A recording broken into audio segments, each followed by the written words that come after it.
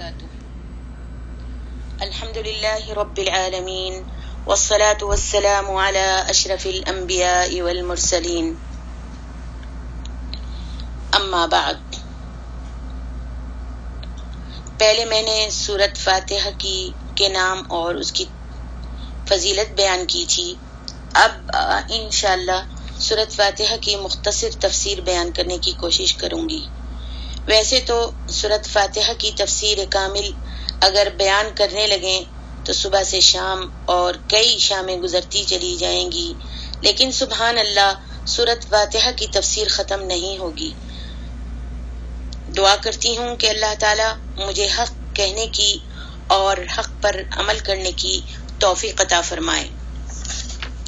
اللہ تبارک و تعالیٰ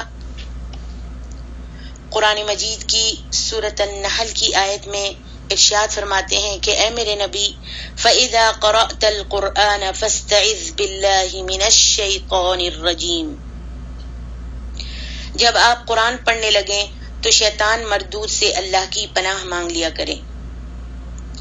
اس کی دلیل وہ حدیث ہے جسے امام احمد بن حنبل نے حضرت ابو سعید خدری رضی اللہ تعالیٰ عنہ سے روایت کیا ہے کہ رسول اللہ صلی اللہ علیہ وآلہ وسلم جب رات کو قیام فرماتے تو نماز شروع کرتے ہوئے اللہ اکبر کہتے، پھر یہ پڑھتے سبحانک اللہم وبحمدک وتبارک اسمک وتعالی جدک ولا الہ غیرک۔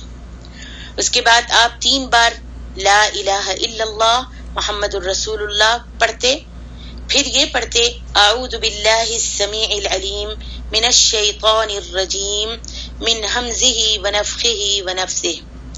میں اللہ کی پناہ لیتا ہوں جو سننے والا اور جاننے والا ہے شیطان مردود سے، یعنی اس کے وسوسے سے اور اس کی پھونک اور اس کے جادو سے۔ اعوذ باللہ من الشیطان الرجیم، اس کا معنی ہے کہ میں اللہ کی پناہ میں آتا ہوں شیطان مردود سے۔ یعنی نبی علیہ الصلاۃ والسلام قرآن پڑھتے وقت اور جب رات کو قیام کرتے تھے تو اعوذ باللہ من الشیطان الرجیم پڑھتے تھے۔ اور ایک وہ قصہ جو حافظ ابو یعلا نے اپنی مسند میں حضرت ابی بن کعب سے روایت کیا ہے کہ 2 آدمی نبی علیہ الصلاۃ والسلام کے سامنے جھگڑ رہے تھے، اور نبی علیہ الصلاۃ والسلام نے دیکھا کہ ان کے غصے سے چہرہ جو ہے لال ہو گیا اور ان کی ناک جو ہے سرخ ہو گئی، اور بڑے غضبناک لہجے میں ان میں سے ایک شخص بول رہا تھا، لڑ رہا تھا۔ تو نبی علیہ الصلاۃ والسلام نے فرمایا انی لا اعلم شیئا لو قاله لذهب عنه ما يجد لو قال اعوذ باللہ من الشیطان الرجیم۔ یقیناً میں ایک ایسی چیز جانتا ہوں کہ اگر یہ اس کو پڑھ لیں تو ان کا غصہ دور ہو جائے گا، ختم ہو جائے گا، اور وہ ہے اعوذ باللہ من الشیطان الرجیم۔ ہمیں یہ طریقہ بتایا گیا کہ اگر کسی کو غصہ آئے تو انسان فوراً ہی کہہ دے کہ اعوذ باللہ من الشیطان الرجیم، تو شیطان جو ہے اس سے دور ہو جائے گا انشاءاللہ۔ اور استعاذہ یہ ہے کہ ہر شریر کے شر سے بچنے کے لیے اللہ تعالی کی طرف پناہ لی جائے اور اسی کی جناب سے وابستہ ہو جائے۔ استعاذہ کے معنی ہے اعوذ باللہ من الشیطان الرجیم، کہ میں اللہ تعالیٰ کی بارگاہ میں اس امر کی شیطان مردود سے پناہ لیتا ہوں کہ وہ دین یا دنیا میں مجھے کوئی نقصان پہنچا سکے، یا مجھے اس کام سے روک سکے جس کے کرنے کا مجھے حکم دیا گیا ہے، یا مجھے کسی ایسے کام پر ابھارے جس سے مجھے منع کیا گیا ہے، کیونکہ شیطان سے انسان کو صرف اللہ تعالیٰ ہی بچا سکتا ہے۔ اسی لیے اللہ تبارک و تعالیٰ نے حکم دیا ہے کہ شیطان انس، یعنی بہت سے لوگ انسانی شکل میں شیطانی روپ رکھتے ہیں، ان کا مقابلہ حسن سلوک اور احسان کے ساتھ کیا جائے، اس سے اس کی طبیعت کا شر جو ہے وہ دور ہو جائے گا۔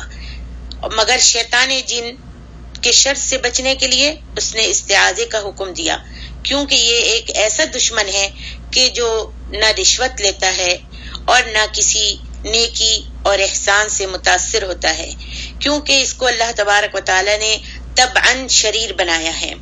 قرآن مجید کی 3 آیات ہیں جس میں اللہ تعالیٰ نے اس مضمون کو بیان کیا ہے، اور کوئی چوتھی آیت میرے علم میں نہیں ہے۔ سورۃ الاعراف میں ارشاد باری تعالیٰ ہے، خذ العفو وأمر بالعرف واعرض عن الجاہلین۔ آپ درگزری اختیار کیجیے اور نیک کام کرنے کا حکم دیجیے اور جاہلوں سے کنارہ کر لیجیے۔ اس آیت کا تعلق انسانوں میں سے دشمنوں کے ساتھ معاملہ کرنے سے ہے۔ پھر شیطان کے بارے میں فرمایا، وَإِمَّا يَنزَغَنَّكَ مِنَ الشَّيْطَانِ نَزْغٌ فَاسْتَعِذْ بِاللَّهِ إِنَّهُ سَمِيعٌ عَلِيمٌ۔ اگر شیطان کا کوئی وسوسہ آپ کو ابھارے اور آپ کو ستائے تو اللہ کی پناہ مانگیے، بے شک وہ سننے والا اور سب کچھ جاننے والا ہے۔ بسم اللہ الرحمن الرحیم۔ امام بسم اللہ الرحمن الرحیم، شروع کرتی ہوں اللہ کے نام سے جو بڑا مہربان نہایت رحم کرنے والا ہے۔ امام احمد بن حنبل رحمت اللہ علیہ نے اپنی مسند میں ایک صحابی سے روایت بیان کی ہے جو نبی اکرم صلی اللہ علیہ وآلہ وسلم کے ساتھ گدھے پر آپ کے پیچھے سوار تھے۔ کہتے ہیں کہ گدھا ذرا سا پسلا تو میں نے کہا کہ شیطان کا برا ہو، تو نبی علیہ الصلوۃ والسلام نے فرمایا، لا تقل تعس الشیطان فإنك اذا قلت تعس الشیطان تعادم الشیطان في نفسه، وقال صرعته بقوتي فإذا قلت بسم الله تصاغرت إليه نفسه حتى يكون اصغر من ذباب۔ یہ نہ کہو کہ شیطان کا برا ہو، کیونکہ اس سے شیطان پھول جاتا ہے، اکڑ جاتا ہے، اور یہ کہتا ہے کہ میں نے اپنی قوت کے ساتھ اسے گرایا ہے، اور اگر تم بسم اللہ کہو تو اس سے شیطان اپنے آپ کو چھوٹا سمجھتا ہے، یہاں تک کہ مکھی سے بھی چھوٹا اور حقیر ہو جاتا ہے۔ اب دیکھتے ہیں کہ ہر عمل میں اور قول کے شروع میں بسم اللہ پڑھنا کیسا ہے۔ ہر عمل میں ہر قول کے شروع میں بسم اللہ پڑھنا مستحب ہے، یعنی جب ہم خطبہ دیں تو خطبے کے شروع میں مستحب ہے بسم اللہ کہیں، بیت الخلاء میں داخلے کے وقت بسم اللہ پڑھنا مستحب ہے، اور یہ حدیث سے ثابت ہے۔ وضو کے شروع میں بھی بسم اللہ پڑھنا مستحب ہے، لیکن بہت سارے لوگوں کو میں نے دیکھا ہے کہ جب وضو کرنا شروع کرتی ہیں تو کہتی ہیں بسم اللہ الرحمن الرحیم۔ تو صرف بسم اللہ کا لفظ حدیث میں آتا ہے، وضو کے شروع میں صرف بسم اللہ پڑھنا ہے، کیونکہ مسند احمد اور سنن میں حضرت ابو ہریرہ سے روایت ہے، مرفوعاً روایت ہے، لا وضوء لمن لم يذكر اسم اللہ علیہ، لا وضوء لمن لم يذكر اسم اللہ علیہ، اور جو شخص وضو شروع کرتے ہوئے اللہ کا نام لے تو اس کا وضو نہیں ہوتا۔ یہ حدیث حسن ہے۔ کھاتے وقت بھی بسم اللہ پڑھنا مستحب ہے۔ صحیح مسلم کی حدیث ہے کہ رسول اللہ صلی اللہ علیہ وآلہ وسلم نے عمر بن ابو سلمہ جو حضرت ام سلمہ کے پہلے خاوند سے تھے اور آپ صلی اللہ علیہ وآلہ وسلم کے گھر میں پرورش پا رہے تھے، آپ نے ان سے فرمایا، یا غلام سم اللہ وکل بیمینک وکل مما یلیک، اے لڑکے بسم اللہ کہو، اپنے دائیں ہاتھ سے کھاؤ اور اپنے سامنے سے کھاؤ۔ بعض علماء کھانے کے وقت بسم اللہ پڑھنے کو واجب قرار دیتے ہیں، اسی طرح بیوی سے مباشرت کرتے وقت بھی بسم اللہ پڑھنا مستحب ہے، کیونکہ صحیحین میں ابن عباس سے روایت ہے کہ رسول اللہ صلی اللہ علیہ وآلہ وسلم نے فرمایا، لو ان احدهم اذا اراد ان یأتی اہلہ قال بسم اللہ اللہم جنبنا الشیطان وجنب الشیطان ما رزقتنا۔ جب اپنی بیوی کے پاس ہم بستری کے وقت آؤ تو دعا پڑھو کہ اللہ کے نام سے، اے اللہ تو ہم دونوں کو شیطان سے بچا، اور جو اولاد تو ہمیں عطا فرمائے اسے بھی شیطان سے بچا۔ تو ہم سب کو چاہیے کہ یہ نبی علیہ الصلوۃ والسلام کی تعلیم کو سمجھنے کی کوشش کریں اور اس پر عمل کریں۔ بہت سے لوگ بسم اللہ الرحمن الرحیم، ہر کام کے وقت جب کھڑے ہوتے ہیں تو بسم اللہ الرحمن الرحیم، یا کوئی دھکا لگتا ہے تو بسم اللہ الرحمن الرحیم. بسم اللہ آپ کہہ سکتی ہیں اٹھتے بیٹھتے، اور صرف 3 جگہ میں ہے جہاں بسم اللہ الرحمن الرحیم کہنا چاہیے.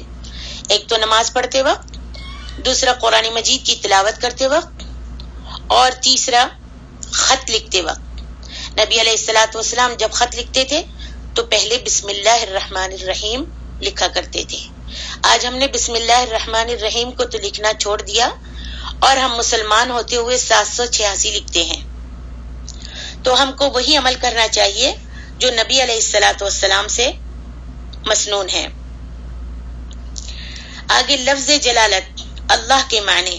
اللہ تبارک و تعالیٰ کا ذاتی، اللہ رب تعالی کا ذاتی علم ہے. بیان کیا جاتا ہے کہ یہی اسم اعظم بھی ہے، اس لیے کہ تمام اچھی صفات کے ساتھ اسی اسم پاک کو موصوف قرار دیا جاتا ہے.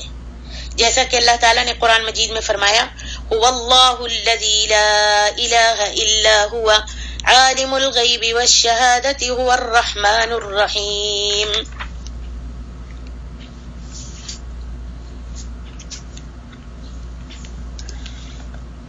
الرحمن الرحیم، بڑا مہربان، نہایت رحم کرنے والا. قرطبی کہتے ہیں یہ دونوں نام رحمت سے مشتق ہیں اور دونوں مبالغے کے صیغے ہیں. اس اسم کے مشتق ہونے کی دلیل وہ حدیث ہے جسے امام ترمذی نے عبد الرحمن بن عوف سے روایت کیا.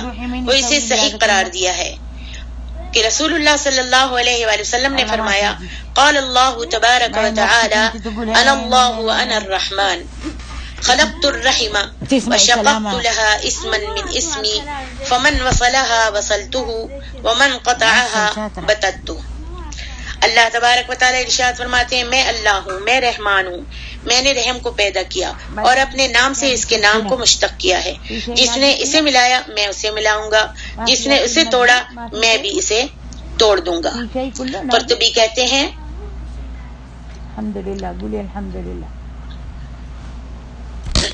بولی الحمدللہ.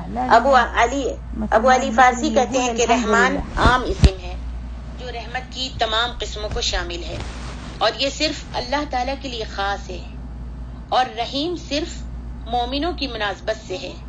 رحمان عام ہے، جیسے کہ آج اللہ تبارک و تعالیٰ سب پر مہربان ہے، انسانوں، مسلمانوں، کافروں، جنوں، شیطانوں، سب پر اللہ رب العالمین مہربان ہے. لیکن قیامت والے دن خاص رحیم ہوگا اپنے نیک بندوں پر، جیسے اللہ تعالیٰ نے سورۃ الاحزاب میں فرمایا وَكَانَ بِالْمُؤْمِنِينَ رَحِيمًا، اور اللہ مومنوں پر مہربان ہے. سبحان اللہ. ابن عباس فرماتے ہیں کہ یہ دونوں نام رحمت و رحم والے ہیں، اور ایک میں دوسرے سے زیادہ رحمت اور رحم ہے. اللہ تبارک و تعالیٰ کا اسم رحمان بھی اللہ تعالیٰ ہی کے ساتھ مخصوص ہے، اس کے سوا کسی اور کو اس نام کے ساتھ موسوم نہیں کیا جا سکتا. جیسا کہ ارشاد باری تعالیٰ ہے قُلِ ادْعُوا اللَّهَ أَوِ ادْعُوا الرَّحْمَنَ أَيَّمَّا تَدْعُوا فَلَهُ الْأَسْمَاءُ الْحُسْنَى. کہہ دیجئے کہ تم اللہ کو اللہ کے نام سے پکارو یا رحمان کے نام سے، جس نام سے بھی تم پکارو تمام اچھے سے اچھے نام اسی اللہ رب العالمین کے لیے خاص ہیں. یعنی کوئی بندہ کسی بندے کا نام رحمان نہ رکھے، خالی اگر رکھنا چاہے تو عبد الرحمن، اور اللہ نہ رکھے کہ یہ اس میں جلالہ ہے. یہ نام صرف اللہ رب العالمین کے لیے خاص اور مخصوص ہیں. اگر رکھنا چاہتے ہیں تو عبداللہ، عبد الرحمن، اور رسول اللہ صلی اللہ علیہ وسلم نے فرمایا کہ یہ دونوں نام اللہ تبارک و تعالیٰ کو بڑے پسند ہیں. آگے مسلمہ کذاب کو سب جانتے ہیں. مسلمہ کذاب نے جب یہ بہت بڑھ چڑھ کر دعویٰ کیا کہ میں رسول ہوں، اور اپنا نام اس نے رحمان علی امامہ رکھ لیا، تو اللہ تبارک و تعالیٰ نے اس کو لباس کذب پہنا کر اس کے ساتھ اسے مشہور کر دیا کہ اسے مسلمہ کذاب کہا جاتا ہے، اور ہر پکے گھر والے شہری اور ہر کچے گھر والے دیہاتی اور گنوار کے ہاں جھوٹ بولنے میں ضرب المثل بن چکا تھا۔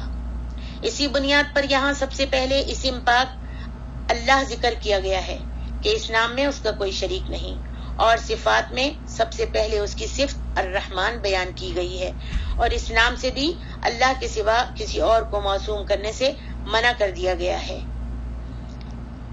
جیسا کہ اللہ تعالیٰ کا ارشاد ہے قُلِ ادعوا اللَّهَ أَوْ ادعوا الرَّحْمَنَ أَيَّمَّا تَدْعُوا فَلَهُ الْأَسْمَاءُ الْحُسْنَى، کہہ دیجئے کہ تم اللہ کو اللہ کے نام سے پکارو یا رحمان کے نام سے پکارو، جس نام سے بھی تم پکارو گے تمام اچھے سے اچھے نام اسی کے ہیں۔ مسلمہ نے اپنے آپ کو اس نام سے موسوم کیا، اس نے اپنا نام رحمان الیمامہ رکھا، تو یہ اس کی بدترین جرت تھی، اس کے گمراہ ساتھیوں کے سوا اس کی اس بات کو کسی اور نے قبول نہیں کیا۔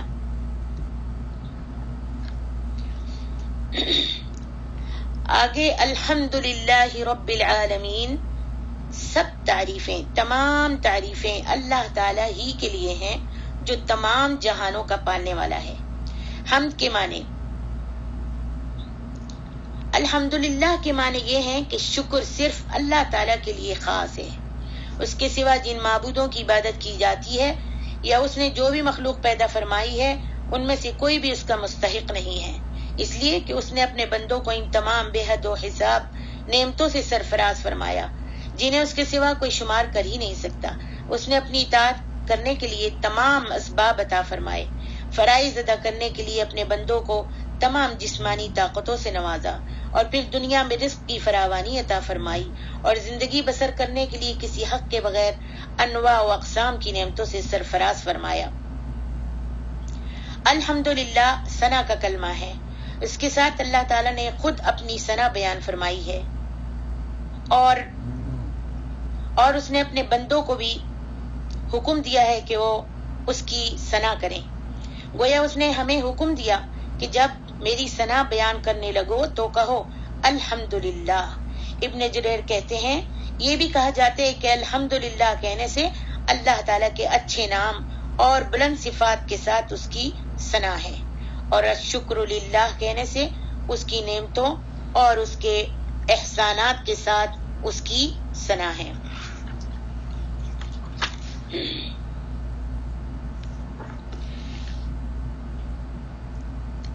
ابن ابو حاتم نے حضرت ابن عباس کی روایت بیان کی ہے کہ حضرت عمر نے فرمایا ہم سبحان اللہ اور لا الہ الا اللہ کو تو جانتے ہیں، لیکن الحمدللہ کا کیا مطلب ہے؟ حضرت علی نے جواب دیا یہ ایک ایسا کلمہ ہے جسے اللہ تعالیٰ نے اپنے لیے پسند فرمایا ہے۔ ابن عباس فرماتے ہیں کہ الحمدللہ کلمہ شکر ہے، جب بندہ کہتا ہے الحمدللہ تو اللہ تعالیٰ فرماتا ہے کہ میرے بندے نے میرا شکر ادا کیا۔ اور وہ حدیث بھی آپ کو معلوم ہوگی جس میں اللہ کے رسول صلی اللہ علیہ وآلہ وسلم فرماتے ہیں الحمدللہ تملأ المیزان، جس نے الحمدللہ کہا اس کا ایک ترازو بھر جاتا ہے۔ سبحان اللہ۔ امام احمد بن حنبل نے اسود بن سریع کی روایت بیان کی ہے کہ میں نے عرض کی اے اللہ کے رسول صلی اللہ علیہ وآلہ وسلم، میں آپ کو اپنے وہ اشعار نہ سناؤں جس میں میں نے اپنے رب تبارک و تعالی کی حمد بیان کی ہے؟ فرمایا اما ان ربک عز وجل یحب الحمد، بے شک تمہارا رب حمد کو بہت زیادہ پسند فرماتا ہے۔ امام ابن ماجہ نے حضرت انس بن مالک سے روایت کیا کہ رسول اللہ صلی اللہ علیہ وآلہ وسلم نے فرمایا جس بندے کو اللہ تعالیٰ کسی نعمت سے سرفراز فرمائے اور وہ اس پر الحمدللہ کہے تو اس کا یہ حمد کہنا اس نعمت سے افضل ہے جو اس نے حاصل کی ہے۔ اللہ اکبر۔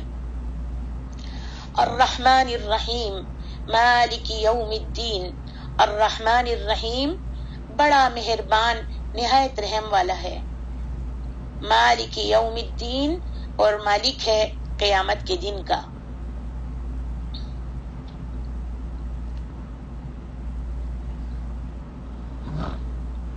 الحمدللہ کا الف لام استغراق کے لیے ہے۔ الحمدللہ میں الف لام استغراق کے لیے یعنی ہم کی تمام انواع و اقسام صرف اللہ تبارک و تعالی ہی کے لیے خاص ہیں۔ جیسا کہ حدیث میں ہے اللہم لک الحمد کلہ ولک الملک کلہ وبیدک الخیر کلہ الیک یرجع الامر کلہ۔ رب کے معنی، رب کہتے ہیں مالک، خالق، مدبر۔ لغت میں اس کا اطلاق سردار اور اصلاح کے لیے تصرف کرنے والے پر بھی ہوتا ہے۔ ان سب معانی کے اعتبار سے اس لفظ کا اللہ تعالیٰ کے لیے استعمال صحیح ہے۔ غیر اللہ کے لیے رب کا لفظ اضافت ہی کے ساتھ استعمال ہو سکتا ہے۔ مثلا کوئی کہے رب الدار، گھر کا مالک، یا کہے رب کذا، فلاں چیز کا مالک، بغیر اضافت کے رب کا لفظ صرف اللہ عز و جل ہی کے لیے استعمال ہوتا ہے، یعنی کوئی اپنا نام رب نہیں رکھ سکتا۔ اور بہت سو کا تو یہ قول ہے بعضوں کا کہ لفظ سے رب جو ہے وہ اسم اعظم ہے۔ العالمین کے معنی، عالمین عالم کی جمع ہے، اللہ تعالیٰ کے سوا ہر موجود چیز کو عالم کہتے ہیں۔ عالم کا لفظ خود بھی اسم جمع ہے کیونکہ اس کے لفظ سے اس کا کوئی واحد نہیں ہے۔ آسمانوں اور بر و بحر کی مخلوقات کی انواع و اقسام مختلف عالم ہیں۔ اسی طرح ایک زمانے اور ایک نسل کو بھی عالم کہا جاتا ہے۔ قتادہ کہتے ہیں کہ مخلوقات میں سے ہر قسم ایک عالم ہے۔ زجاج کا قول ہے کہ اللہ تعالیٰ نے دنیا و آخرت میں جو کچھ پیدا فرمایا ہے وہ سب عالم ہے۔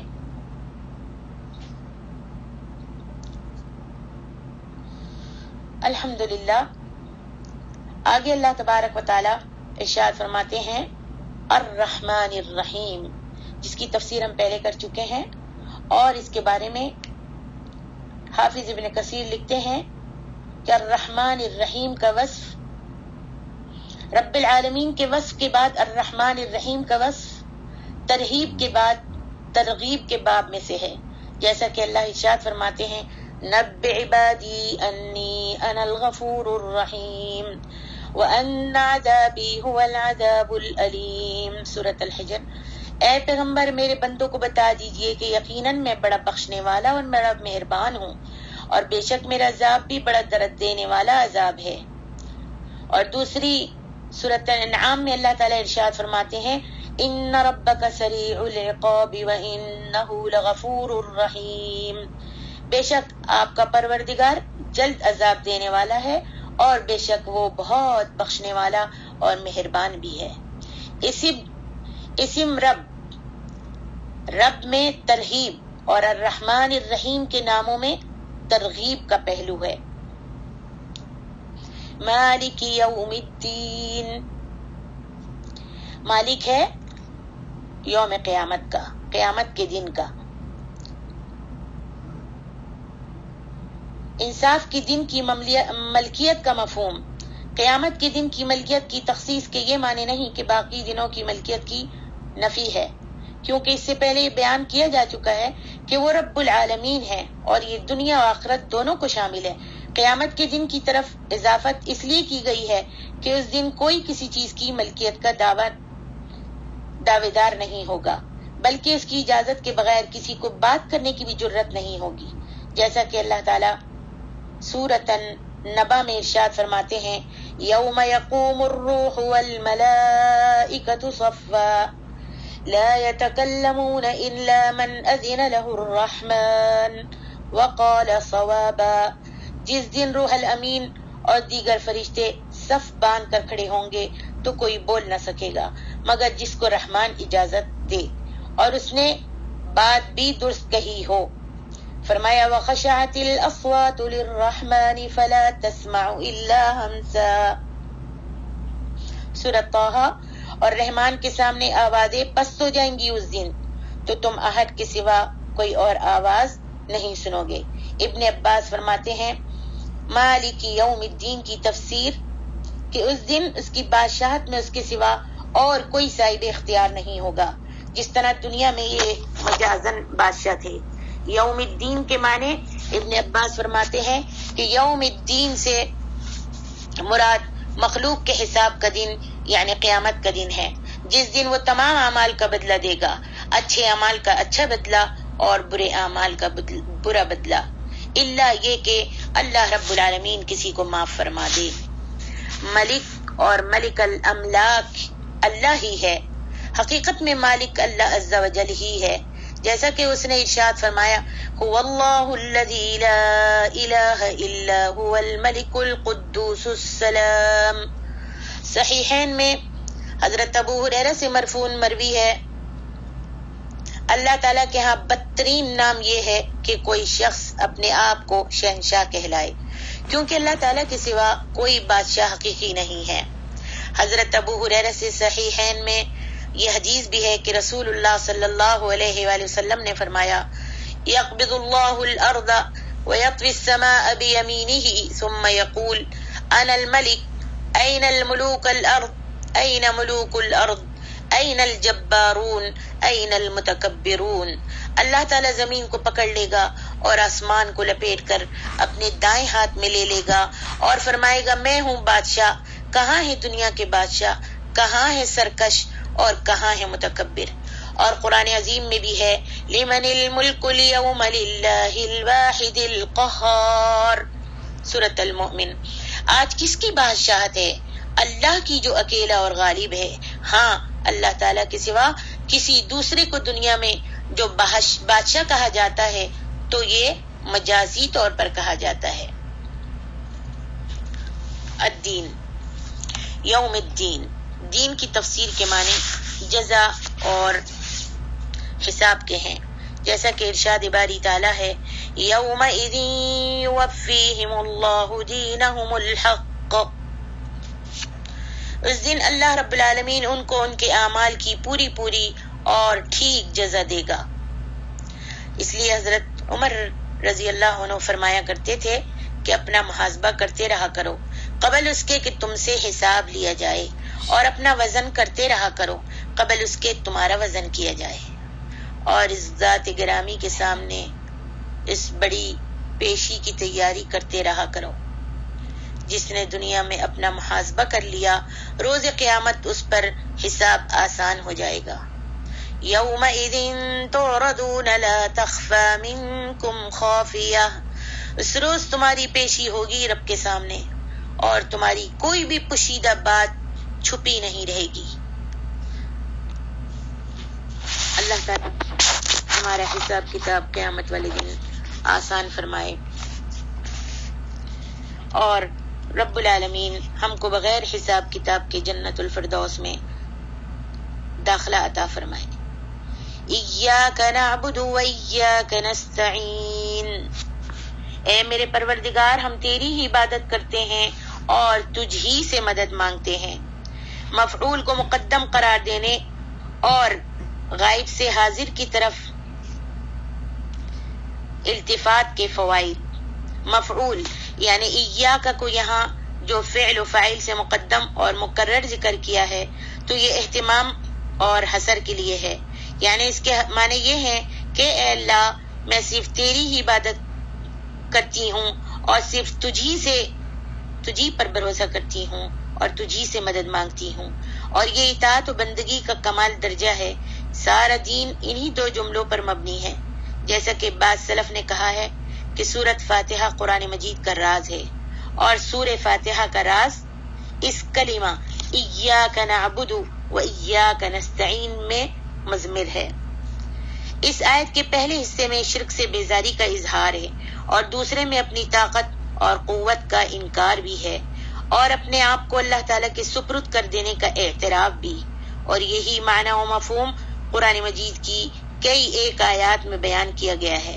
مثلا اللہ تعالیٰ فرماتے ہیں فَاعْبُدْهُ وَتَوَكَّلْ عَلَيْهِ وَمَا رَبُّكَ بِغَافِلٍ عَمَّا تَعْمَلُونَ، سورۃ ہود۔ چنانچہ اسی کی عبادت کریں اور اسی پر بھروسہ رکھیں، اور آپ کا پروردگار اس سے بے خبر نہیں ہے جو کچھ کہ تم کر رہے ہو۔ اس مقام پر پہنچ کر غائب کے صیغوں سے مخاطب کی طرف التفات کا سبب یہ ہے کہ بندہ اپنے رب تعالیٰ کی حمد و ثنا بیان کرتے کرتے گویا اس کے قریب پہنچ گیا، سبحان اللہ، اور اس کے سامنے حاضر ہو گیا۔ اب اس کے لیے غائب کے صیغے استعمال کرنے کے بجائے حاضر کے صیغے استعمال کرتے ہوئے کہتا ہے ایاک نعبد و ایاک نستعین، اے پروردگار ہم تیری ہی عبادت کرتے ہیں اور تجھ ہی سے مدد چاہتے ہیں۔ توحید الالوہیت، حضرت ابن عباس سے روایت ہے کہ حضرت جبریل علیہ السلام نے حضرت محمد صلی اللہ علیہ وآلہ وسلم سے عرض کی کہ اے محمد صلی اللہ علیہ وسلم، آپ یوں کہیں ایاک نعبد و ایاک نعبد، اے ہمارے رب، ہم خاص تیری ہی توحید مانتے ہیں، صرف تجھی سے ڈرتے ہیں، تیری ہی ذات سے امید وابستہ رکھتے ہیں، تیرے سوا ہم نہ کسی کی توحید کے قائل ہیں، نہ کسی سے ڈرتے ہیں اور نہ کسی سے امید وابستہ رکھتے ہیں، اور نہ ہی ہم تیرے سوا کسی کے آگے سر جھکاتے ہیں، نہ ہی کسی سے دعا مانگتے ہیں، نہ ہی کسی پر توکل اور بھروسہ کرتے ہیں۔ اللہ، ہم تو صرف تیری ہی عبادت کرتے ہیں، تیری ہی عبادت کرتے ہیں۔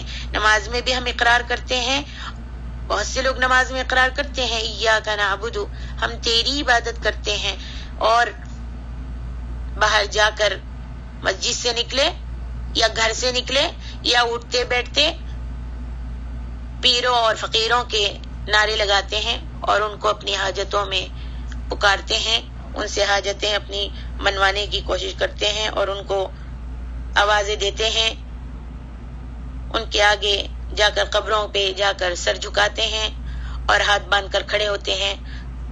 تو میری بہنوں، یہ سارے کام جو ہیں شرک ہے۔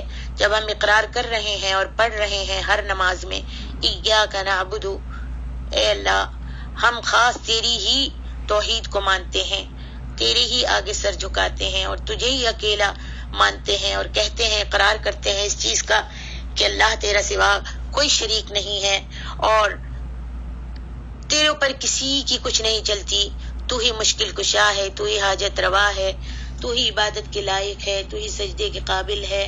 اللہ، ہم تیری وحدانیت کا اقرار کرتے ہیں۔ یہ ہے توحید الوہیت، اور توحید ربوبیت ہے وَإِيَّاكَ نَسْتَعِينُ، اے اللہ، ہم تیری اطاعت و بندگی بجا لانے پر اور اپنے تمام امور و معاملات کے سلسلے میں صرف تجھی سے مدد مانگتے ہیں۔ اگر میرے پاس اولاد نہیں، اگر میرے پاس رزق کی کمی ہے، اگر میرے پاس بیماری ہے، اگر میرے پاس کوئی تنگی ہے، تو اللہ وَإِيَّاكَ نَسْتَعِينُ، میں تجھی سے مدد چاہتی ہوں، اللہ میری مدد فرما۔ تو اللہ تبارک و تعالیٰ نے اس آیت میں حکم دیا ہے کہ تم سب صرف اسی کی خالص عبادت کرو اور اپنے تمام کاموں میں صرف اسی سے مدد مانگو۔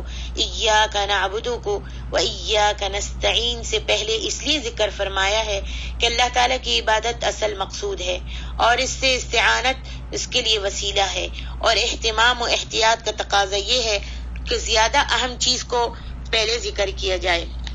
تو ہم کو چاہیے کہ جب ہم نماز میں اور قرآن مجید پڑھتے وقت سورۃ الفاتحہ جب پڑھتے ہیں اور اقرار کرتے ہیں کہ ایاک نعبد و ایاک نستعین، اللہ ہم صرف تجھ سے مدد چاہتے ہیں، تیری عبادت کرتے ہیں، تو پھر اس کا حق بھی ادا کریں۔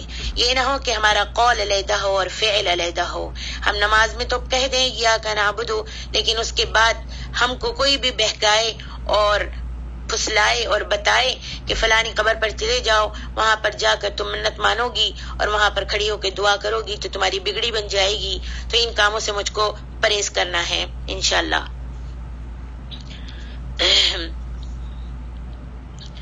اور سبحان اللہ، ذرا دیکھیے اللہ تبارک و تعالیٰ نے سورۃ فاتحہ میں دعا مانگنے کا طریقہ بھی بتایا ہے۔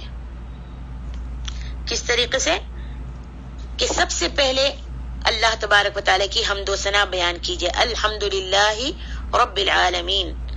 جب بندہ کہتا ہے الحمدللہ رب العالمین تو اللہ تبارک و تعالیٰ فرماتے ہیں حمدنی عبدی، سبحان اللہ۔ جب کہتا ہے الرحمن الرحیم تو اللہ تعالیٰ فرماتے ہیں اثنا علی عبدی، اور جب کہتے ہیں مالکی، کہتا ہے مالکی یوم الدین تو اللہ تعالیٰ کہتا ہے مجدنی عبدی۔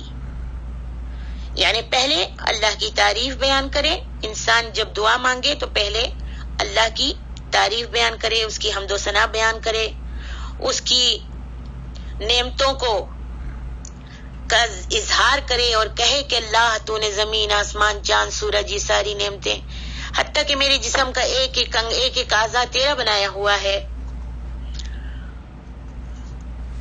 حمد و ثنا بیان کرے، اس کی نعمتوں کو یاد کرے اور اللہ کی تعریف کرے، پھر شرک سے بیزاری کا اعلان کرے ایاک نعبد و ایاک نستعین، پھر اس کو یقین دلایا جائے کہ میں صرف تجھ سے مدد چاہتی ہوں، تیرے در کی فقیر نہیں ہوں، تیرے در کی بکارن ہوں، تیرا دیا کھاتی ہوں، تیری زمین پر چلتی ہوں، تیری آسمان کی چھت کے نیچے رہتی ہوں، تیری نعمتوں کو استعمال میں لاتی ہوں، بہت اچھی طرح سے شرک سے بیزاری کا اعلان کر کے پھر اس کو یقین دلائے کہ اللہ و ایاک نستعین، اللہ میں تیری مدد چاہتی ہوں۔ سبحان اللہ۔ اللہ تبارک و تعالیٰ پھر بعد میں وہ اپنی جو طلب ہے، جو مقصود ہے، اس کو حاصل کرنے کے لیے اور مراد کو پا لینے کے لیے پھر اللہ رب العالمین سے مانگے کہ اللہ میرے دل کی یہ خواہش ہے تو اس کو پورا کر دے، جہاں تو نے مجھے اتنی نعمتوں سے نوازا ہے اللہ میں اس چیز سے محروم ہوں تو مجھ کو عطا فرما دے۔ تو یہ دعا کرنے کا نبی علیہ السلام نے طریقہ بتایا ہے، اور سورۃ الفاتحہ جو ہے یہ بھی ہم کو دعا مانگنے کا سلیقہ سکھاتی ہے۔ آگے فرمایا اہدنا الصراط المستقیم،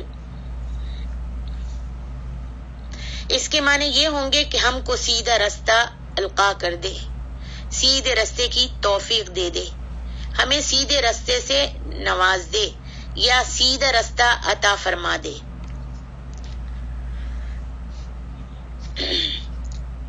صراط المستقیم کے معنی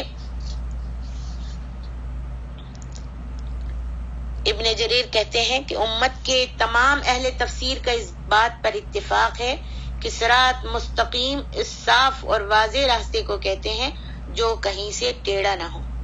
آیت کریمہ میں صراط مستقیم سے مراد اسلام ہے، اور اللہ تبارک و تعالی نے صراط مستقیم کی اس طرح مثال بیان فرمائی ہے کہ جیسے ایک راستہ ہو اور اس کے دونوں طرف دیواریں ہوں، ان میں کئی ایک کھلے ہوئے دروازے ہوں اور دروازوں پر پردے لٹک رہے ہوں، راستے کے دروازے پر ایک پکارنے والا مقرر ہو جو یہ اعلان کر رہا ہو کہ اے لوگو تم سب سیدھے راستے پر چلو اور دائیں بائیں مت جھانکو، اور ایک پکارنے والا راستے کے درمیان میں ہو، جب کوئی ان میں سے کسی دروازے کو کھولنا چاہے تو وہ کہہ دے تجھ پر افسوس، اسے مت کھول، اگر تو نے اسے کھول دیا تو اس میں داخل ہو جائے گا۔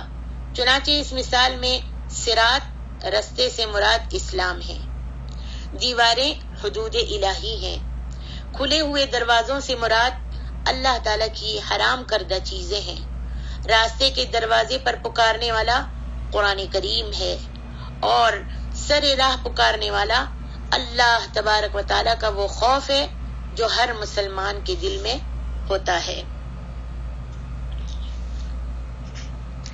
اہدنا الصراط المستقیم، اللہ تعالیٰ نے اپنے مومن بندوں کو حکم دیا ہے کہ وہ یہ دعا کرتے رہا کریں صراط المستقیم، اور دوسرا یہ حکم بھی دیا کہ وہ یہ بھی دعا کرتے رہا کریں ربنا لا تزغ قلوبنا بعد اذ ہدیتنا وہب لنا من لدنک رحمۃ انک انت الوہاب، اے ہمارے پروردگار جب تو نے ہمیں ہدایت بخش دی ہے تو اس کے بعد ہمارے دلوں کو ٹیڑھا نہ کرنا اور ہمیں اپنے ہاں سے اپنے پاس سے رحمت عطا فرما، بے شک تو ہی بڑا عطا فرمانے والا ہے۔ لہذا اہدنا الصراط المستقیم کے معنی یہ ہوئے کہ ہمیشہ ہمیں سیدھے راستے ہی پر چلنے کی توفیق عطا فرما، اور سیدھے راستے کے بجائے ہمیں کسی اور راستے کی طرف نہ لے جانا۔ صراط الذین انعمت علیہم، کون سا صراط، کون سا راستہ، سیدھا راستہ، کون سا راستہ؟ انعمت علیہم، ان لوگوں کا راستہ جن پر تو نے انعام کیا۔ اللہ اکبر، تو وہ کون لوگ ہیں جو انعام یافتہ ہیں؟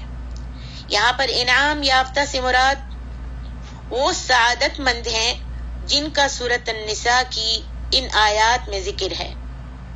وَمَن يُطِعِ اللَّهَ وَالرَّسُولَ فَأُولَئِكَ مع الذين أنعم الله عليهم من النبيين والصديقين والشهداء والصالحين وحسن أولئك رفيقا ذلك الفضل من الله وكفى بالله عليما۔ اے اللہ ہمیں سیدھے راستے پر چلنے کی ہدایت عطا فرما، جو ان لوگوں کا راستہ ہے جن کی صفات تو نے اس آیات میں بیان فرمائی ہیں۔ جو لوگ اللہ اور اس کے رسول کی اطاعت کرتے ہیں وہ قیامت کے روز ان لوگوں کے ساتھ ہوں گے جن پر اللہ تعالیٰ نے بڑا فضل کیا ہے، بڑا انعام کیا ہے۔ انعمت علیہم سے مراد یہی لوگ ہیں۔ کون؟ انبیاء، صدیقین، شہداء اور نیک لوگ۔ اور ان لوگوں کی رفاقت بہت ہی خوبصورت ہے، اچھی ہے، یہ اللہ کا فضل ہے اور اللہ رب العالمین خوب جاننے والے ہیں۔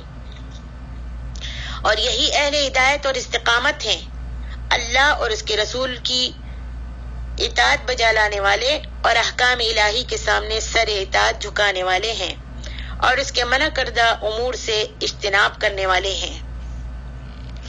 اور پھر آگے اللہ تعالیٰ فرماتے ہیں غیر المغضوب علیہم ولا الضالین۔ اللہ تو ہم کو سیدھے راستے پر چلا، اور اس کے اندر اللہ تعالیٰ نے 2 فاسد راستے بتائے ہیں۔ حرف نفی لا کے ساتھ کلام میں مزید تاکید پیدا کر دی گئی ہے تاکہ یہ معلوم ہو کہ 2 فاسد راستے ہیں۔ ان 2 فاسد راستوں سے مراد یہود و نصارہ کے راستے ہیں، اور ہر ایک کو چاہیے کہ وہ ان کی روش پر چلنے سے اجتناب کرے، کیونکہ اہل ایمان کا راستہ حق کے علم اور اس پر عمل کرنے پر مشتمل ہے، جبکہ یہود عمل سے اور نصارہ علم سے محروم ہیں۔ یہی وجہ ہے کہ یہود غضب الہی کے مستحق قرار پائے اور نصارہ ضلالت و گمراہی سے دوچار ہوئے، کیونکہ جو شخص علم کے باوجود عمل کو ترک کر دے وہ غضب الہی کا مستحق ٹھہرتا ہے۔ ہاں البتہ اگر کسی کو علم ہی نہ ہو تو اس کی بات دوسری ہے۔ نصارہ ایک چیز کے متلاشی تو تھے لیکن انہیں اس کی راہ سجائی نہیں دے رہی تھی، کیونکہ انہوں نے اس کے لیے صحیح راستے کو اختیار نہیں کیا تھا، اور صحیح راستہ یہ ہے کہ حق کی پیروی کی جائے، اس لیے نصارہ جو تھے وہ گمراہ ہو گئے۔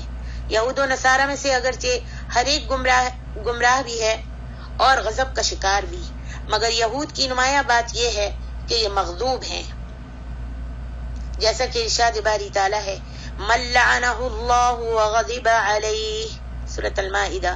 یہ وہ لوگ ہیں جن پر اللہ نے لعنت کی اور جن پر وہ غضبناک ہوا۔ اور نصارہ کی نمایاں بات ضلالت و گمراہی ہے، جیسا کہ ارشاد باری تعالیٰ ہے قد ضلوا من قبل واضلوا كثيرا وضلوا عن سواء السبيل، سورۃ المائدہ۔ جو خود بھی پہلے گمراہ ہوئے اور بھی اکثر کو گمراہ کر گئے اور سیدھے راستے سے بھٹک گئے۔ آگے قصہ ہے، امام احمد نے عدی بن حاتم رضی اللہ عنہ کی روایت بیان کی ہے، جس میں میں اپنے الفاظوں میں مختصر آپ کو بتاتی ہوں کہ عدی بن حاتم جو ہیں وہ کہتے ہیں کہ میری پھپھی کو نبی علیہ السلام کے لشکر نے قید کر لیا، اور میری پھپھی جو تھی وہ بڈھی تھی، عمر رسیدہ بڑھیا تھی۔ ان کو جب گرفتار کر لیا اور ان کو قطار میں یعنی لائن میں کھڑا کر دیا تو انہوں نے نبی علیہ السلام سے گزارش کی کہ یا رسول اللہ مجھے آزاد کر دیجئے، مجھے چھوڑ دیا جائے، میں بوڑھی ہوں، مجھے کوئی سنبھالنے والا بھی نہیں ہے۔ تو آپ نے اس کو آزاد کر دیا، اور وہ جو تھی میرے پاس آ گئی، اور میرے پاس آن کے اس نے کہا، یہ ابو حاتم جو ہیں، عدی بن حاتم جو ہیں، ابھی اسلام نہیں لائے تھے، وہ کہتے ہیں کہ وہ میرے پاس آ گئی اور اس نے نبی علیہ السلام کی سخاوت کو بیان کرتے ہوئے کہا کہ آپ نبی صلی اللہ علیہ وسلم کی سخاوت نے تو تمہارے باپ کی سخاوت کو بھی مات دے دی ہے، یعنی بڑے سخی ہیں نبی علیہ السلام۔ تو یہ کہتے ہیں اس نے اتنی تعریف کی تو میں بھی نبی علیہ السلام کے پاس آ گیا، اور جب میں آیا تو میں نے دیکھا کہ بہت سارے لوگ کھڑے ہوئے ہیں اور آپ اس کو کچھ دے رہے ہیں، اس کو کچھ عنایت فرما رہے ہیں، یعنی جو بھی سائل آتا ہے اس کی جھولی کو بھر دیتے ہیں اور اس کی خواہش کو پورا کر دیتے ہیں۔ تو کہتے ہیں کہ میں نے فوراً ہی مجھ کو یقین ہو گیا کہ نبی علیہ الصلوۃ والسلام قیصر و کسریٰ کی طرح بادشاہ نہیں ہیں، بلکہ آپ تو اللہ کے سچے نبی ہیں۔ آپ صلی اللہ علیہ وآلہ وسلم نے کہتے ہیں جب مجھے دیکھا تو فرمایا یا عدی بن حاتم ما افرک ان یقال لا الہ الا اللہ فهل من الہ الا اللہ ما افرک ان یقال اللہ اکبر فهل شیء هو اکبر من اللہ عز وجل قال فاسلمت فرأيت وجهه واستبشر وقال ان المغضوب عليهم اليهود وان الضالين النصارى۔ اے عدی بن حاتم، کیا لا الہ الا اللہ کے قول نے تمہیں راہ فرار اختیار کرنے پر مجبور کیا ہے؟ کیا اللہ کے سوا کوئی الہ ہے؟ کیا اللہ اکبر کی صداؤں نے تم کو بھگا دیا ہے؟ کیا اللہ عز و جل سے زیادہ بڑا کوئی اور ہے؟ آپ صلی اللہ علیہ وآلہ وسلم کے یہ ارشادات سن کر کہتے ہیں کہ میں اسلام لے آیا تو میں نے دیکھا کہ آپ کو اس قدر مسرت ہوئی کہ چہرہ انور گلنار ہو گیا۔ اللہ اکبر۔ پھر آپ صلی اللہ علیہ وآلہ وسلم نے فرمایا بلا شبہ المغضوب علیہم یہود اور الضالین نصارہ ہیں۔ امام ترمذی نے اس حدیث کو بیان کیا۔ حضرت ابو ہریرہ سے روایت ہے غیر المغضوب علیہم ولا الضالین کی جب نبی صلی اللہ علیہ وسلم تلاوت کرتے تو کہتے آمین، حتیٰ کہ آپ کے ساتھ ملنے والی پہلی صف والے اسے سن لیتے، اور جو شخص سورہ فاتحہ پڑھے تو اس کے لیے مستحب یہ ہے کہ اس کے بعد آمین ضرور کہے۔ مسلم کی ایک روایت میں ہے کہ رسول اللہ صلی اللہ علیہ وآلہ وسلم نے فرمایا اذا قال احدكم في الصلاة آمین والملائکة في السماء آمین فواقفت احداهما الاخرى غفر له ما تقدم من ذنبه۔ جب تم میں سے کوئی نماز میں آمین کہے اور فرشتے آسمان میں آمین کہیں اور ان دونوں میں سے ایک کی دوسرے سے آمین مل جائے تو اس کے سابقہ تمام گناہ معاف کر دیے جاتے ہیں۔ اللہ اکبر۔ صحیح مسلم میں حضرت ابو موسیٰ اشعری سے مرفوعاً روایت ہے اذا قال يعني الامام غير المغضوب عليهم ولا الضالين فقولوا آمین یجبکم اللہ۔ جب امام غیر المغضوب علیہم ولا الضالین کہے تو تم آمین کہو، اللہ تعالیٰ تمہاری دعا کو قبول فرمائے گا۔ امام ترمذی کہتے ہیں کہ آمین کے معنی یہ ہیں کہ ہماری امید کو ناکام نہ کرنا، اور اکثر ائمہ نے کہا ہے کہ اس کے معنی یہ ہے کہ اللہ تو ہماری دعا کو قبول فرما۔ اللہ جو میں نے سنایا ہے اس پر مجھ کو بھی اور آپ سب کو بھی عمل کرنے کی توفیق عطا فرما۔ تو اب آگے آپ سب سے اجازت طلب کرتی ہوں۔ السلام علیکم ورحمۃ اللہ وبرکاتہ۔